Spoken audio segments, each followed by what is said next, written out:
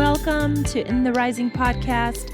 My name is Bettina, and this is the platform where I talk about living a life that is in your groove, in the mood of excitement, prosperity, energy, basically towards your goals, and walking away from that shame-blame game that really does nothing for you.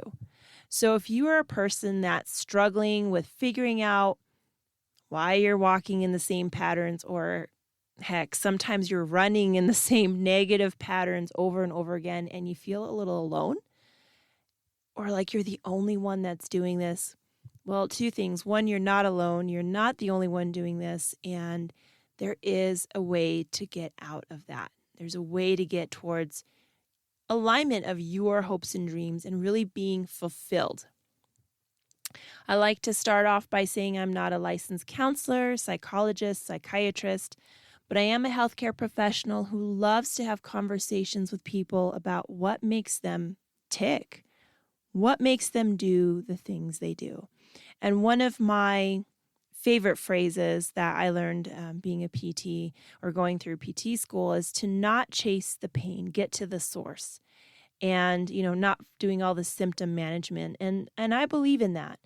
And I believe so much of our physical health really comes from a deeper place, our emotional, spiritual health. And I feel a lot of it's even from our emotional state, things that we've held on to from birth, from childhood, and that they just don't disappear. And then you move to teenagehood, if that's even a term, and then your 20s and 30s and 40s, and it's just like layer upon layer upon layer. And then one day you're not so sure you've lived a life that's really in alignment with who you are. And maybe that day you're even wondering, who really are you? Are you okay with this person? Are you the mask of the person that you really want to be, or are you really able to express how you feel? And if people don't care for it, they don't. And I do take this to heart because the number one regret of people that when interviewed, because they're at the end of their life, the number one regret is that they lived a life that was really in alignment with the roles that people had put out for them, gender roles, and I guess family roles, the oldest sibling and youngest sibling. Even within the nuclear family, spouses, parents, children, just not being true to really what a situation is and having to just fill that role. And so basically like a checkout counter of life, just moving everything through, but not really getting away from that checkout counter and actually enjoying the view, enjoying the everyday life. And so I wanted to talk today a little bit about what is one of the main things, and this is my personal belief. There's a lot to it, though. There's a lot of sayings that go along with this, but you are what they call, you are who you hang with, right? And there's another saying that, show me your closest 5 friends and I can tell you your future. I can tell you your weight. I can tell you your financial class. I can tell you so much about you by who you are around. And so you stop and you take a look around and you stop and feel to what I want to talk about today is the energy of a person.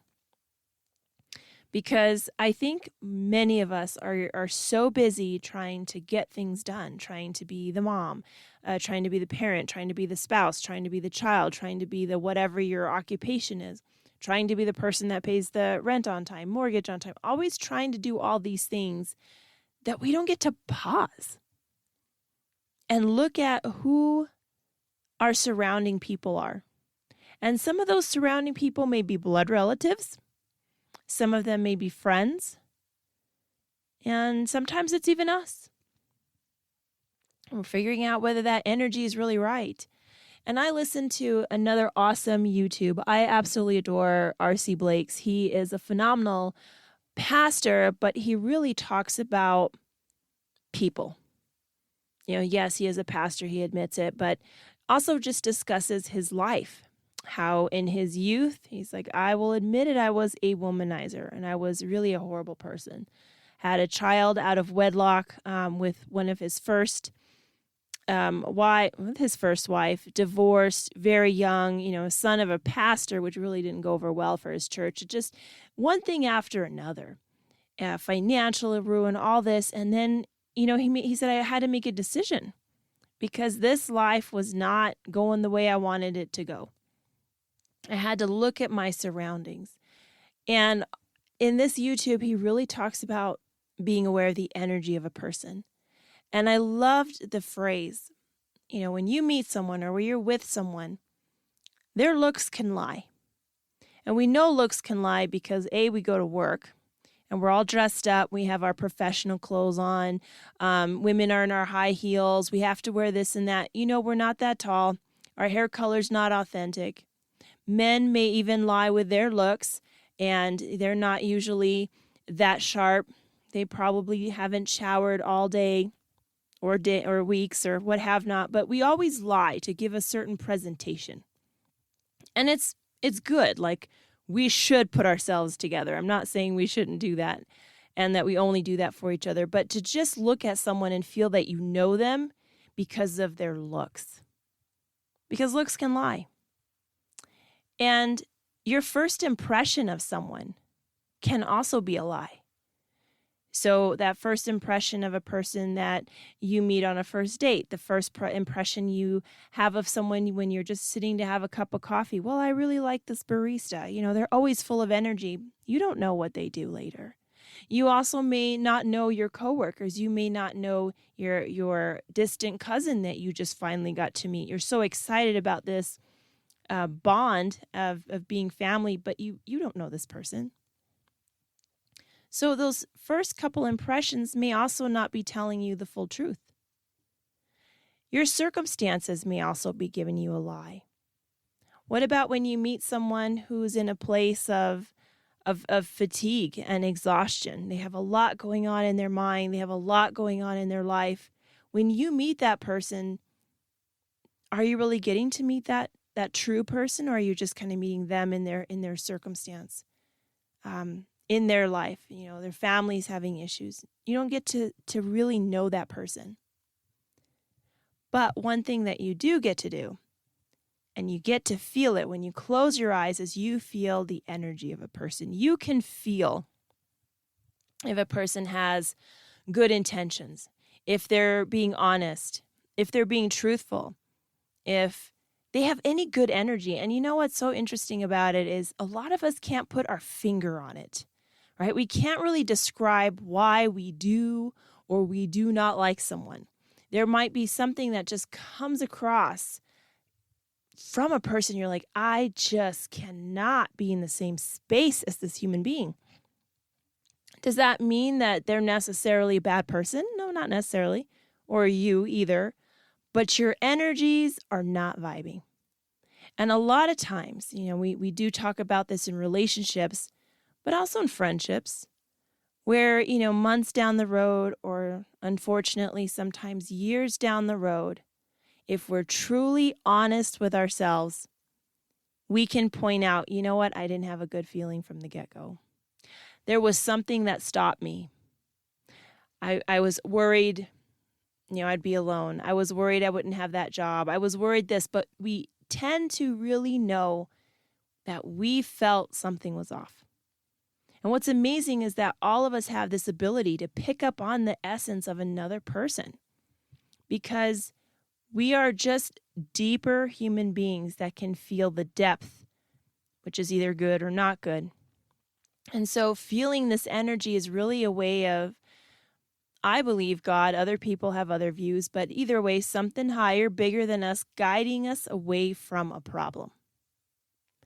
And the thing about guiding someone away from their problem can be frustrating because I am a mom. And sometimes I desperately want to guide my own son away from a future problem. And he's determined to walk straight into that problem. And as a parent, sometimes I have to learn which problems he has to walk straight into to fall or to kind of, be shaken awake a little bit. But the thing is, that's not just something that happens to my son. As an adult, how many problems have I walked into with my eyes open, my ears open, and my intuition, my gut turned completely off? Because the amazing thing is that people can act good enough and long enough to really hook us in. And there's nothing inherently wrong with you that you weren't, feeling that or knowing that. But people really, just like there are experts in epidemiology and there are experts in engineering, I really believe there are people who are experts in manipulating other people. Like they have spent their whole life on it, that if they were to write some books, in fact, there is one author, and I forgot his name. I will look for it. But he is a self-proclaimed narcissist and actually wrote like 12 books about it on his own techniques and said, this is what made me feel good. I mean, just boom, boom, boom, boom. And what was interesting is that he had enough awareness to know it, which is rare among them. But at the same time, he was an expert manipulator. At the same time, he was comfortable in that place. But also in the same time, he said in every single one of his books, he could tell which people he could manipulate and which ones he could not. So if someone, and some people call narcissists people without a soul, and if we want to go that far, how can someone soulless pick up on energy when other people cannot? And I really fully believe that means every single human being can pick that up. We just may not be tuned into the right frequency. Or we're tuned into forgetfulness or, I don't believe in that. But you can tell if you should walk left or right. That gut feeling, I should go this way home. Or you know what? I'm really going to slow down and really, normally I'd run that red light, but I'm going to really slow down. Those are the gut feelings we have. They're not just about situations, but people also. And when we look deeper into a person, we go deeper into their real countenance. So we get to know who they really are. And you know what? Sometimes it's disappointing. And we have to be prepared for that disappointment. Where you already you had your life figured out, you had this friendship or relationship or father-daughter, mother-daughter, mother-son, any of these relationships, even with your own children, siblings, you had it figured out how this was going to look in your life. And it's disappointing that it did not turn out that way. And so instead of facing that hurt, we'll just kind of play along. And that's where that phrase, sometimes you bring home a tiger and pretend it's a house cat, but it doesn't change the fact that this is a tiger. These are some big claws. And you're just setting yourself up to be hurt. And there's no reason under any circumstance that we need to mute our intelligence, that we need to slow ourselves down. And there's no reason either that we should volunteer to have what people say we should have, the car, the house, the relationship, the family relationship, because it's cute, because it's quote unquote appropriate, quote unquote the right thing to do, quote unquote that's how you were raised, quote unquote, well, people of this nationality do it this way and people of this nationality do it that way. It is so much better to be safe in your heart, safe in your mind and soul, and sometimes safe physically, than it is to be cute. To have someone look for just a moment and go, oh, that's so awesome, they have this or they do that. It is so much more important to feel safe. So sometimes we're not sure how we can really feel this energy. Does that mean you just sit next to someone, you don't say anything, and you're like, I'm feeling your energy right now? Does that mean that? No. But it means you can allow a conversation to flow. And in the back of your mind, cognitively aware, how do I feel? Do I feel this person has good intentions, or do I feel this person has neglect to whatever's going on in their life? This is a person that really just talks about how wonderful their job is, how much money they have, how many boyfriends they've had, how many women they've slept with, how wanted they are. That's a big one. Oh, everyone wants me. Wanting you to be jealous. It just tells you that there's nothing good to come out of that. Now, can good things come? Yes, experience. You can have beautiful memories. But even in those beautiful memories, you know that this was not ever going to be a friendship, relationship that provided you what you need at your level, because the energy was not there, or the energy was too low. And you've probably heard of that when someone has like low energy. That's usually when we're tired or depressed, or really bubbly people when they're high energy, all this. But that's a really good way of looking at it. But there's also another level. Like, are they low energy as they're going to bring you down? Do they say good morning and then, do you know what happened? Do you know the politics? Do you know how many people died last night? Do you believe that the world is going to hell? Just like negative after negative after negative. There's so much negativity that you're not even sure you can move on with your day because it's been so negative from the first eye open. And there are other people that you can walk away from and you feel like a little lighter. Like you got your fill of being recognized as a person. You got your fill of just enjoying that human experience. The one thing that we can learn, and I have certainly learned many times, is that with all the lies that are out there, and with all the liars that are out there, the one we don't need to lie to, the one we need to trust, the one we need to know that we can trust their opinion all the time is the one that we have. And have you ever walked down a path where you're like, that wasn't a good one? Yeah, take that learning experience and move on. It is not a determination for the rest of your life, but it is a moment for you to realize, for me to realize, that it is better to walk with your eyes open and your heart open. So the next person you meet, you can give them your heart, you can give them your ear without being jaded and cynical and fearful. To feel someone's energy and to recognize it provides you more freedom for your entire life. Because there's so much more freedom in a sanctuary of a safe relationship, regardless, friendship, family, anything. There's so much more freedom there, and there's so much freedom for you.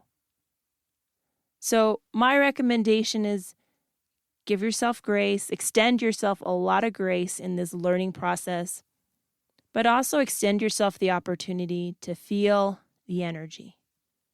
You don't have to judge it, but you have to know what's right for you. And the great thing about it is you don't have to take a course on it, although they do have them. You don't have to read any books for it, because not everyone loves books. You don't have to listen to podcasts and YouTubes. You have that wisdom with you right now. Just go ahead and use it. So thank you again. I appreciate your listening today. I would also appreciate if you went ahead and left some stars or a review. It always helps boost the podcast awareness. Other than that, I wish you all a great day. And until next Tuesday when I drop the next episode, let's keep building one another up.